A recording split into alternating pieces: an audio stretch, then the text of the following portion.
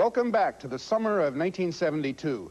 Even between the lines, our kids are sending us mixed signals. Take the two political conventions in Miami Beach. At the Democratic National Convention, the young helped George McGovern roll to a first ballot nomination. But the convention is a fiasco. At the orderly coronation of Richard Nixon, many of the young are outside the convention hall looking in, angry and discontented. But many others are working for the president and will vote for him that fall, the first time that 18-year-olds could vote for president. I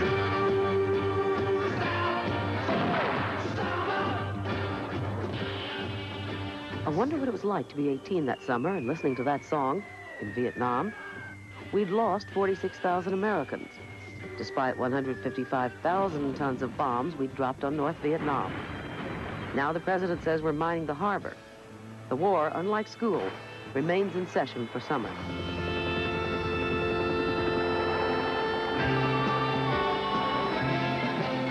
Meanwhile, in Miami, both parties convened at different times and each nominated a different view of the war.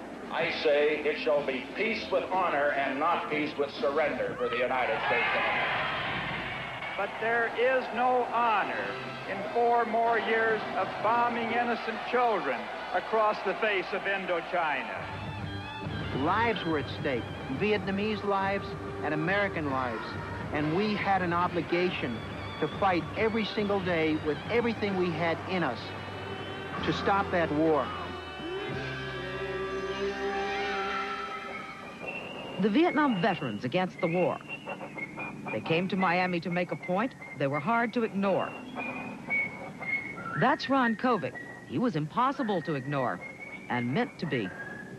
I think this was probably the first time in American history where so many young men who had come back from a war were literally marching across the country to protest the administration's policy in that war. Sunshine, go away today. I don't feel much like dancing.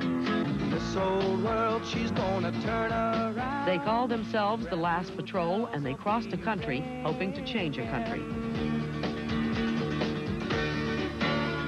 We had a purpose, we had a direction. We had been used in that war, and that's why we went to Miami in 1972. Well, I've been spending a lot of time hanging around down at the beach. Not everybody for McGovern was scraggly looking, but almost no one for Nixon was, and they too made their point in Miami. Summer loving had me a blast. Summer loving happened so fast. Most of the young people think Nixon's great. Met a boy, cute as can be. We need this man. Tell me more, tell me more. I think he's the best man. He's the incumbent president. He should be renominated. Tell me more, tell me more. Well, I agree with his policies. I think he's doing the right thing in Vietnam. It is my great honor to nominate Richard Nixon for re-election as the next president of the United States. The crowds cheered. The balloons went up. The incumbent smiled. And Tonight, I again proudly accept your nomination for President of the United States. Just as the president began to speak, we began to shout, "Stop the bombing, stop the war, stop the bombing, stop the war." I was afraid. I didn't know what was going to happen. Stop the bombing! Stop the bombing! Stop the killing of women and children! Do you hear me, people? Nixon did not hear Kovic, because what Kovic was saying was not what Nixon wanted to hear. But those who were against the war would find someone else to listen, Senator George McGovern from South Dakota. They were people who believed deeply about the problems before the country, and they wanted somewhere to go where they could find a focus. They came into the '72 presidential campaign. And although so many of those who enlisted in McGovern's army to fight for peace were young, to call it a children's crusade would be unfair, but not entirely a lie. What do you think that Senator McGovern could do for the country that President Nixon couldn't do? I mean, how about the military policy? That I do like. That's one of the reasons I'm voting for McGovern. If I could, that would be one of the reasons I'm voting for McGovern and contributing money. Daniel Cross lived 2 doors away from McGovern. I won't want to blame the era, but I'm more on the conservative side of the fence than the tape probably indicates I was then. His tax policy I don't like, but I think it may be better than Nixon's. My mother's going for Nixon due to not liking McGovern's tax policy. I do remember that little fella standing out there with his lemonade stand. That was one of the characteristics of that campaign. That's a self-starter. And then there was the Democratic Convention. Will the 36th Annual Convention of the Democratic Party please come to order? It was a new party, they said, and they were right. And the bright young men who got their man the nomination could not get their fellow Democrats to come to order. For Gary Hart, McGovern's campaign manager, it would be a learning experience. Frank Mankels, campaign director, was a convention veteran, but this one was like none he'd ever seen before. No, it's been due to George McGovern. There were a lot of people there who'd never been to a convention before, so that the behavior of the delegates was not traditional in political terms. The reason all those new people were there was that the Democrats had democratically decided the delegates must reflect the makeup of the party itself. This did not please the old guard, and that did not matter to the new Democrats.